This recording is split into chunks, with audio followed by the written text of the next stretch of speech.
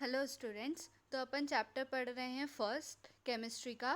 तो उसमें अपन ने क्या पढ़ लिया था अभी तक के कि केमिकल इक्वेशन क्या होती हैं, कैसे उसको लिखा जाता है, उसको बैलेंस कैसे किया जाता है। अगर कोई केमिकल इक्वेशन बैलेंस्ड नहीं है तो उसको बैलेंस कैसे किया जाता है, ठीक है। और केमिकल रिएक्शन कैसे होती हैं। तो आज अपन क्या पढ़ेंगे, types of chemical reaction. Actually कितने टाइप्स की केमिकल रिएक्शन होती हैं, किस किस टाइप की केमिकल रिएक्शन होती हैं, उसके बारे में अपन पढ़ेंगे, ठीक है। तो क्लास नाइन्थ में आपने पढ़ा था केमिकल रिएक्शन में, अगर एक एटम है, एक एलिमेंट का एक एटम है, मतलब मान लो आपका एक एलिमेंट में नाइट्रोजन है और वो प्रोडक्ट बना रहा है और नाइट्रोजन नहीं बने, ऐसा नहीं हो सकता। अगर यहाँ पे नाइट्रोजन है तो प्रोडक्ट वाले साइड में भी नाइट्रोजन प्रेजेंट रहेगा, ऐसा नहीं कि एटम गायब हो जाए, ठीक है। मिक्सचर से भले दूसरे फॉर्म में होगा, दूसरे कंपाउंड में होगा, ऐसा हो सकता है, बट ये नहीं कि एटम ही गायब हो जाए केमिकल रिएक्शन से, ऐसा नहीं होता है। अब केमिकल रिएक्शन कैसे होती हैं, क्योंकि इसके अंदर कुछ बॉन्ड्स बनते हैं। मतलब अगर दो नाइट्रोजन, मान के चलो दो नाइट्रोजन एक साथ जुड़ रहे हैं तो इनके बीच में एक बॉन्ड बनेगा जिसकी वजह से ये दोनों जुड़े रहेंगे। अगर कोई भी कंपाउंड बन रहा है उसके बीच में कुछ ऐसा फोर्स रहेगा ताकि वो जुड़े रहें। उस फोर्स को क्या बोलेंगे अपन, बॉन्ड बोलेंगे, ठीक है। अब ये बॉन्ड केमिकल रिएक्शन होने के लिए ये बॉन्ड टूट भी सकते हैं और जुड़ भी सकते हैं, तभी एक नया कंपाउंड बन के देगा अपने को। अगर एक कंपाउंड अपने को नया सब्सटेंस बनाना है तो या तो अपन इस बॉन्ड को तोड़ेंगे या तो जोड़ेंगे, तो नया अपने को सब्सटेंस मिलेगा।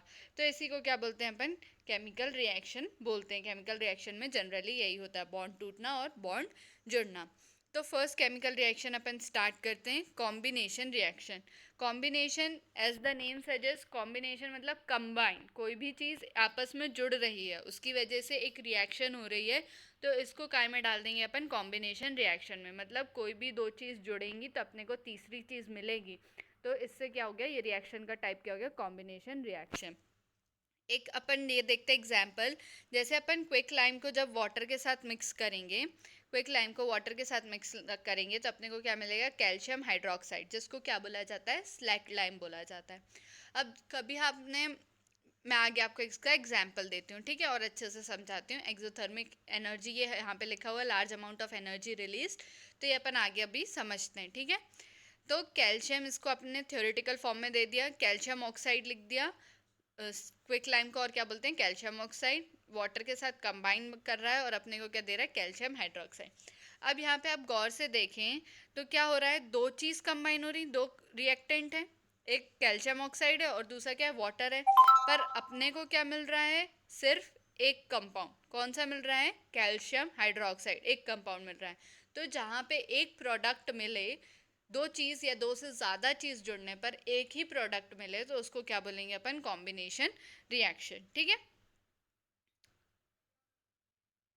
ये कुछ और एग्जाम्पल दिए हुए हैं कॉम्बिनेशन रिएक्शन के, जैसे बर्निंग ऑफ कोल। कोल क्या हो गया अपना, कार्बन। कार्बन को अपन बर्न करेंगे, एयर में ही बर्न होता है, अपन ऐसे नॉर्मली बर्न करते हैं, एयर में बर्न करते हैं, तो एयर में क्या होता है, ऑक्सीजन प्रेजेंट होता है। तो कार्बन प्लस ऑक्सीजन मिलके क्या बनाया इन्हें, CO2। देखो आप केमिकल इक्वेशन बैलेंस्ड है, यहाँ पे एक सी है तो यहाँ पे भी प्रोडक्ट साइड में भी एक ही सी है, दो ऑक्सीजन है तो यहाँ पे भी दो ऑक्सीजन है, ठीक है। नेक्स्ट क्या दिया, formation of water, H2 + O2 से वाटर बन रहा है। अब यहाँ पे देखो, 2 2 4 हाइड्रोजन, वहीं यहाँ पे 2 2 4 हाइड्रोजन और दो ऑक्सीजन, ठीक है, दोनों साइड दो ऑक्सीजन। तो ये केमिकल इक्वेशन क्या है, बैलेंस्ड है,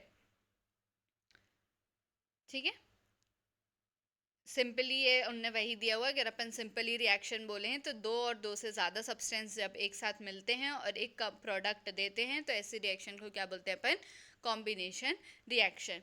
अब कभी आप लोगों ने चूना घोला होगा घर में, तो ये देखा होगा कि जब अपन किसी बर्तन में चूने को डालते हैं और उसके ऊपर धीरे धीरे वाटर डालते हैं तो वो बर्तन धीरे धीरे गर्म होने लगता है, तो हीट इवॉल्व होती है। तो ऐसी रिएक्शन को क्या बोलते हैं अपन, एक्सोथर्मिक रिएक्शन बोलते हैं। जहाँ पे किसी भी रिएक्शन होने की वजह से हीट निकले, उस रिएक्शन को क्या बोलते हैं, एक्सोथर्मिक रिएक्शन। इसकी वजह से जो मिक्सचर होता है वो थोड़ा गर्म हो जाता है, अपन थोड़े देर बाद चूना पोतते हैं ना, तो वही, तो ऐसी रिएक्शन को क्या बोलते हैं अपन, एक्सोथर्मिक रिएक्शन। कुछ अपने को एग्जाम्पल दिए हुए हैं एक्सोथर्मिक रिएक्शन के। नेचुरल गैस क्या होती है? CH4, मीथेन को क्या बोलते हैं अपन? Natural gas. इसको क्या करना है? बर्न करना है, मतलब जलाना है। तो जलाना है तो एयर की प्रेजेंस में जलाएंगे, तो एयर में क्या होता है? ऑक्सीजन प्रेजेंट होता है। तो ये मीथेन जलने के बाद अपने को क्या देती है? कार्बन डाइऑक्साइड और वाटर। ठीक है। और रेस्पिरेशन जो होता है, रेस्पिरेशन की जो प्रोसेस होती है, जो अपन सांस लेते हैं, वो भी क्या है? एक एक्सोथर्मिक प्रोसेस है। ठीक है।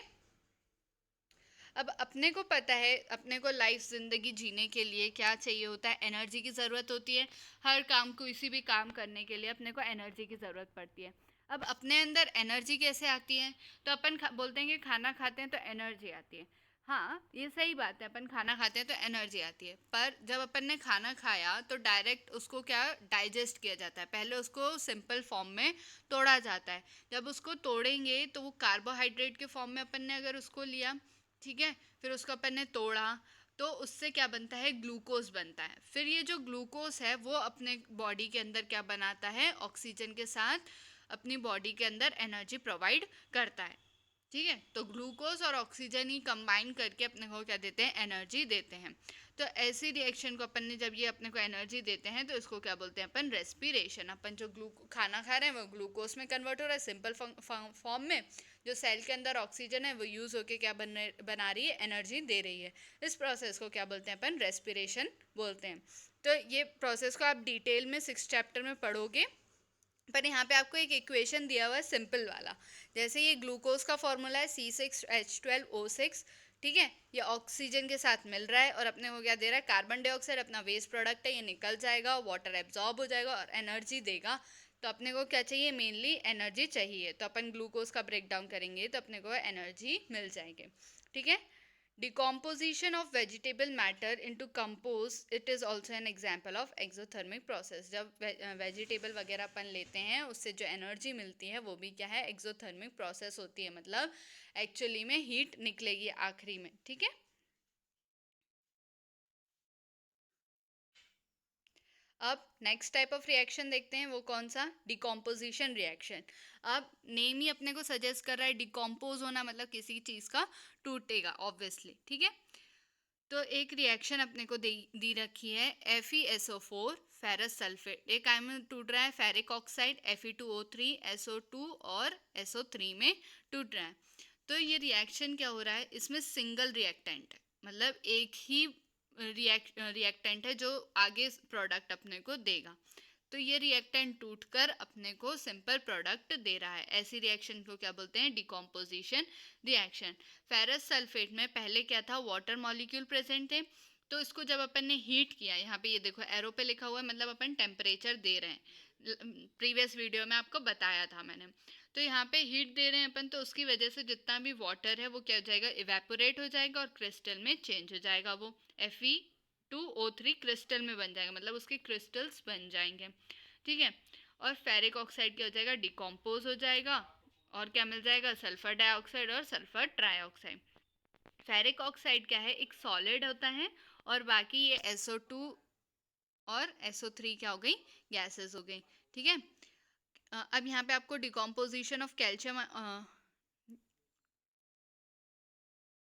यहाँ पे आपको डिकम्पोजिशन ऑफ कैल्शियम कार्बोनेट का भी दिया हुआ है, जिसको अपन क्या बोलते हैं? लाइमस्टोन बोलते हैं। ठीक है। कैल्शियम कार्बोनेट को वो काय में जब डिकम्पोज होगा तो क्या देगा अपने को? क्विक लाइम देगा और CO2 देगा। तो ये डिकम्पोजिशन रिएक्शन हो गई। ये अपने को मेनली मैन्युफैक्चर ऑफ सीमेंट में भी हेल्प करता है। सीमेंट में मैन्युफैक्चर, जब सीमेंट का मैन्युफैक्चरिंग होता है तो उसमें भी ये हेल्पफुल होता है।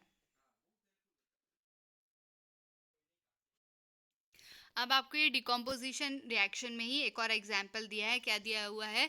लेड नाइट्रेट का। लेड नाइट्रेट को जब अपन ने हीट किया, यहाँ पे भी देखो सिंगल रिएक्टेंट है, तो वहाँ कॉम्बिनेशन रिएक्शन में क्या हो रहा था? सिंगल प्रोडक्ट मिल रहा था। डिकम्पोजिशन रिएक्शन में क्या होगा? सिंगल रिएक्टेंट होगा, उसी को अपन तोड़ के अलग अलग प्रोडक्ट मिल रहे हैं। तो अपने को क्या क्या मिल रहा है?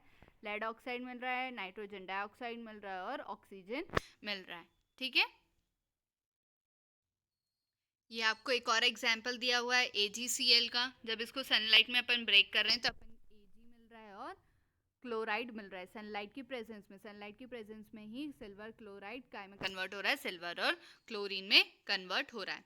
सिल्वर ब्रोमाइड का भी आपको एग्जाम्पल दिया, ये भी सनलाइट की प्रेजेंस में Ag और ब्रोमीन में कन्वर्ट हो रहा है। तो इसमें क्या हो रहा है, ब्लैक और वाइट, ये क्या होता है जब ब्लैक एंड वाइट फोटोग्राफी होती है तो ये वाला जो रिएक्शन दिया हुआ है आपको AgBr वाला, तो जब ब्लैक एंड वाइट फ़ोटो जब खींची जाती थी तो इसी का यूज़ करके उनको क्या बोलते हैं उसमें लेते थे अपन,